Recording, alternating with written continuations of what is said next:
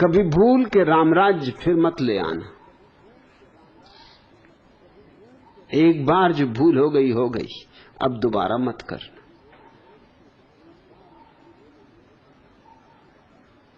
राम के राज्य में आदमी बाजारों में गुलाम की तरह बिकते थे। कम से कम आज आदमी बाजार में गुलामों की तरह तो नहीं बिकता। और जब आदमी गुलामों की तरह बिकते रहे होंगे तो दरिद्रता निश्चित रही होगी, नहीं तो कोई बिकेगा कैसे? किस लिए बिकेगा? दीन और दरिद्र ही बिकते होंगे। कोई अमीर तो बाजारों में बिकने न जाएंगे। कोई ताता बिरला डालमिया तो बाजारों में बिकेंगे नहीं। स्त्रियां बाजारों में बिकती थी। वे स्त्रियां गरीबों की स्त्रियां ही होंगी, उनकी ही बेटियां होंगी।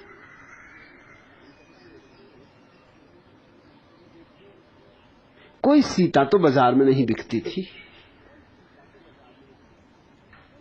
उसका तो स्वयंवर होता था। तो किन की बच्चियां बिकती थी बाजारों में? और हालात निश्चित ही भयंकर रहे होंगे, क्योंकि बाजारों में ये बिकती स्त्रियां और लोग, आदमी और औरतें दोनों, विशेषकर स्त्रियां। राजा तो खरीदते ही खरीदते थे, धनपति तो खरीदते ही खरीदते थे। जिनको तुम ऋषि मुनि कहते हो वो भी खरीदते थे। गजब की दुनिया थी। ऋषि मुनि भी बाजारों में बिकती हुई स्त्रियों को खरीदते थे।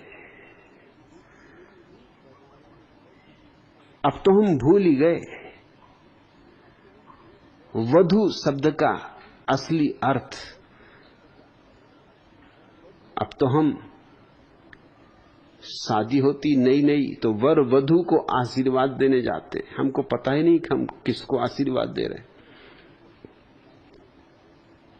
राम के समय में और राम के पहले भी वधू का अर्थ होता था खरीदी गई स्त्री, जिसके साथ तुम्हें पत्नी जैसा व्यवहार करने का हक है, लेकिन उसके बच्चों को तुम्हारी संपत्ति पर कोई अधिकार नहीं होगा। पत्नी और वधू में यही फर्क था। सभी पत्नियां वधू नहीं थी और सभी वधुएं पत्नियां नहीं थी। वधू नंबर 2 की पत्नी थी, जैसे नंबर 2 की बही होती है जिसमें चोरी चपाटी का सब लिखते रहते, ऐसी नंबर 2 की पत्नी थी वधू। ऋषि मुनि भी वधुएं रखते थे। और तुमको यही भ्रांति है कि ऋषि मुनि गजब के लोग थे, कुछ खास गजब के लोग नहीं थे। वैसे ऋषि मुनि अभी भी तुम्हें मिल जाएंगे। एक मां अपने छोटे से बच्चे को कह रही थी कि बेटा तू 9-9 बजे उठता है। अरे ऋषि मुनि की संतान हो, ब्रह्म मुहूर्त में उठना चाहिए। ऋषि मुनि हमेशा ब्रह्म मुहूर्त में उठते थे। उस बेटा ने कहा कि नहीं मां, ऋषि तो कभी 8 बजे के पहले नहीं उठते, मुझे पता है। और मुनि भी कभी 9 बजे के पहले नहीं उठते। मां ने कहा तू ये कहां की बातें कर रहा है? उसने कहा मुझे मालूम, ऋषि कपूर 8 बजे उठता है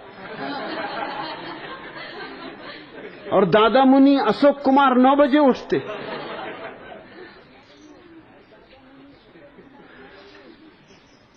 इन ऋषि मुनियों में और तुम्हारे पुराने ऋषि मुनियों में बहुत फर्क मत पाना तुम। कम से कम इनकी वधुएं तो नहीं, कम से कम ये बाजार से स्त्रियां तो नहीं खरीद ले आते। इतना बुरा आदमी तो आज पाना मुश्किल है जो बाजार से स्त्री खरीद के लाए।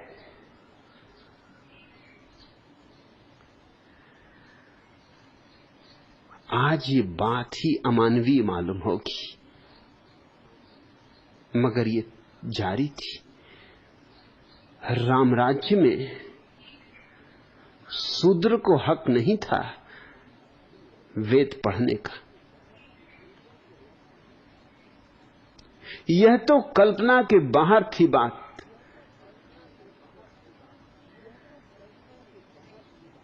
कि डॉक्टर अंबेडकर जैसा शूद्र और राम के समय में भारत के विधान का रचयिता हो सकता था, असंभव। खुद राम ने एक शूद्र के कानों में शीशा पिघलवा के भरवा दिया था, गर्म शीशा, उबलता हुआ शीशा, क्योंकि उसने चोरी से कहीं वेद के मंत्र पढ़े जा रहे थे, वो छिप के सुन लिए थे। ये उसका पाप था, ये उसका अपराध था। राम तुम्हारे मर्यादा पुरुषोत्तम है। राम को तुम अवतार कहते हो, और महात्मा गांधी राम राज्य को फिर से लाना चाहते थे। क्या करना है? शूद्रों के कानों में फिर से शीशा पिघलवा के भरवाना है। उसके कान तो फूट ही गए होंगे, शायद मस्तिष्क भी विकृत हो गया होगा। उस गरीब पे क्या गुजरी किसी को क्या लेना देना। शायद आंखें भी खराब हो गई होंगी, क्योंकि ये सब जुड़े, कान, आंख, नाक, मस्तिष्क सब जुड़े। और दोनों कानों में अगर शीशा उबलता हुआ, तुम्हारा खून क्या खाक उबल रहा है निर्मल घोष? उबलते हुए शीशे की जरा सोचो। उबलता हुआ शीशा जब कानों में भर दिया गया होगा तो चला गया होगा पर्दों को तोड़कर, भीतर मांस मज्जा तक को प्रवेश कर गया होगा, मस्तिष्क के स्नायुओं तक को जला गया होगा। फिर इस गरीब पे क्या गुजरी किसी को क्या लेना देना है। धर्म का कार्य पूर्ण हो गया। ब्राह्मणों ने आशीर्वाद दिया कि राम ने धर्म की रक्षा की। ये धर्म की रक्षा थी, और तुम कहते हो मौजूदा हालत खराब है। युधिष्ठिर जुआ खेलते फिर भी धर्मराज थे, और तुम कहते हो मौजूदा हालत खराब है। आज किसी जुआरी को धर्मराज कहने की हिम्मत कर सकोगे? और जुआरी भी कुछ छोटे मोटे नहीं, सब जू पर लगा दिया, पत्नी तक को दांव पे लगा दिया। एक तो ये बात ही अशोभन है, क्योंकि पत्नी कोई संपत्ति नहीं, मगर उन दिनों यही धारणा थी, स्त्री संपत्ति। उसी धारणा के अनुसार आज भी जब बाप अपनी बेटी को विवाह करता है तो इसको कहते हैं कन्यादान। क्या गजब कर रहे हो? गाय भैंस दान करो तो भी समझ में आता, कन्यादान कर रहे हो? ये दान है? स्त्री कोई वस्तु है? ये असभ्य शब्द, ये असंस्कृत हमारे प्रयोग शब्दों के बंद होने चाहिए। अमानवीय है, अशिष्ट है, असंस्कृत है। मगर युधिष्ठिर धर्मराज थे, और दांव पर लगा दिया अपनी पत्नी को भी। हद का दीवानापन रहा होगा, पहुंचे हुए जुआरी रहे होंगे, इतना भी होश ना रहा। और फिर भी धर्मराज धर्मराज ही बने रहे, इससे कुछ अंतर ना आया, इससे उनकी प्रतिष्ठा में कोई भेद ना पड़ा, इससे उनका समादर जारी रहा।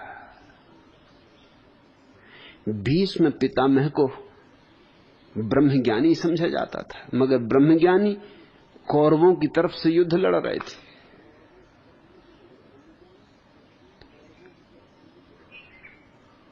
गुरु द्रोण को ब्रह्मज्ञानी समझा जाता था, मगर गुरु द्रोण भी कौरवों की तरफ से युद्ध लड़ रहे थे। अगर कौरव अधार्मिक थे, दुष्ट थे, तो कम से कम भीष्म में इतनी हिम्मत तो होनी चाहिए थी। और बाल ब्रह्मचारी थे और इतनी भी हिम्मत नहीं। तो खाक ब्रह्मचरी था ये।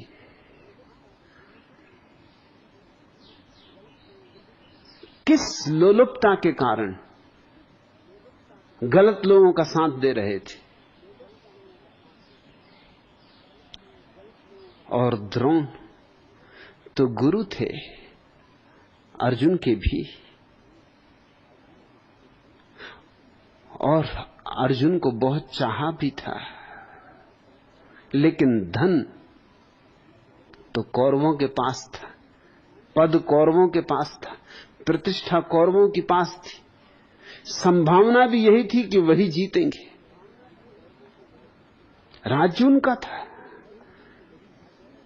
पांडव तो भिखारी हो गए थे, इंच भर जमीन भी कौरव देने को राजी नहीं थे। और कसूर कुछ कौरवों का हो ऐसा समझ में आता नहीं। जब तुम ही दांव पर लगाकर सब हार गए तो मांगते किस मुंह से थे? मांगने की बात ही गलत थी। जब हार गए तो हार गए, खुद ही हार गए, अब मांगना क्या है? लेकिन गुरु द्रोण भी अर्जुन के साथ खड़े न हुए। खड़े हुए उनके साथ जो गलत थे।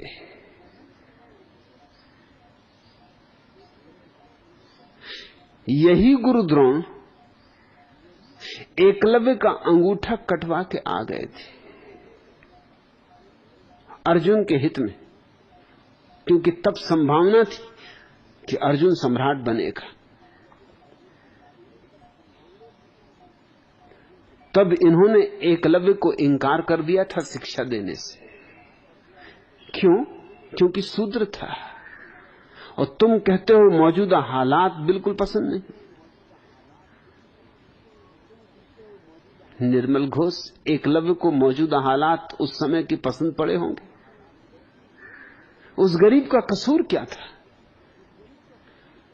अगर उसने मांग की थी, प्रार्थना की थी कि मुझे भी स्वीकार कर लो, शिष्य की भांति मुझे भी सीखने का अवसर दे दे दो, लेकिन नहीं, शूद्र को कैसे सीखने का अवसर दिया जा सकता है? मगर एकलव्य अनूठा युवक रहा होगा। अनूठा इसलिए कहता हूं कि उसका खून नहीं खोला। खून खोलता तो साधारण युवक, 2 कौड़ी का, सभी युवकों का खोलता है, इसमें कुछ खास बात नहीं। उसका खून नहीं खोला। शांत मन से उसने स्वीकार कर लिया। एकांत जंगल में जाके गुरु द्रोण की प्रतिमा बना ली और उसी प्रतिमा के सामने सरसंधान करता रहा। उसी के सामने धनुर्विद्या का अभ्यास करता रहा। अद्भुत युवक था। उस गुरु के सामने धनुर्विद्या का अभ्यास करता रहा जिसने उसे शूद्र के कारण इंकार कर दिया था। अपमान ना लिया, अहंकार पर चोट तो लगी होगी, लेकिन शांति से, समता से पी गया। धीरे धीरे खबर फैलनी शुरू हो गई कि वो बड़ा निष्णात हो गया है। तो गुरु द्रोण को बेचैनी हुई, क्योंकि बेचैनी ये थी कि खबरें आने लगी कि अर्जुन उसके मुकाबले कुछ भी नहीं, और अर्जुन पर ही सारा दांव था। अगर अर्जुन सम्राट बने और सारे जगत में सबसे बड़ा धनुर्धर बने तो उसी के साथ गुरु द्रोण की भी प्रतिष्ठा होगी, उनका शिष्य, उनका शागिर्द ऊंचाई पर पहुंच जाए तो गुरु भी ऊंचाई पर पहुंच जाएगा। उनका सारा का सारा न्यस्त स्वार्थ अर्जुन में था, और एकलव्य अगर आगे निकल जाए तो बड़ी बेचैनी की बात थी। तो ये बेशर्म आदमी जिसको कि ब्रह्मज्ञानी कहा जाता है, ये गुरु द्रोण जिसने इंकार कर दिया था एकलव्य को शिक्षा देने से, ये उससे दक्षिणा लेने पहुंच गया। शिक्षा देने से इंकार करने वाला गुरु, जिसने दीक्षा ही न दी, वो दक्षिणा लेने पहुंच गया। हालात बड़े अजीब रहे होंगे। शर्म भी कोई चीज होती है, इज्जत भी कोई बात होती है, आदमी की नाक भी होती। ये गुरुद्रोण तो बिल्कुल नाक कटे आदमी रहे होंगे। किस मुंह से जिसको दुत्कार दिया था उससे जाके दक्षिणा लेने पहुंच गए। और फिर भी मैं कहता हूं एकलव्य अद्भुत युवक था।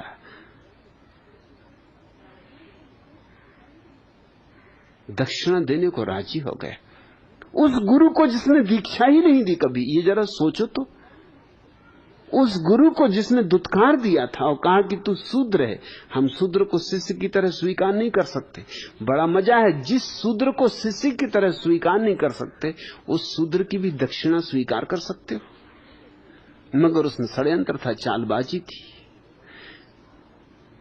उसने चरणों पर गिर के कहा, आप जो कहें, मैं तो गरीब हूं, मेरे पास कुछ है नहीं देने को, मगर जो आप कहें, जो मेरे पास हो तो मैं देने को राजी हूं, यूं प्राण भी देने को राजी। तो क्या मांगा? मांगा कि अपने दाएं हाथ का अंगूठा काट के मुझे दे दे। जालसाजी की भी कोई सीमा होती, अमानवीयता की भी कोई सीमा होती, कपट की, कूटनीति की भी कोई सीमा होती। और ये ब्रह्मज्ञानी उस गरीब एकलव्य से अंगूठा मांग लिया, और अद्भुत युवक रहा होगा निर्मल घोष, दे दिया उसने अपना अंगूठा, तत्क्षण काट के अपना अंगूठा दे दिया, जानते हुए कि दाएं हाथ का अंगूठे कट जाने का अर्थ है कि मेरी धनुर्विद्या समाप्त हो गई,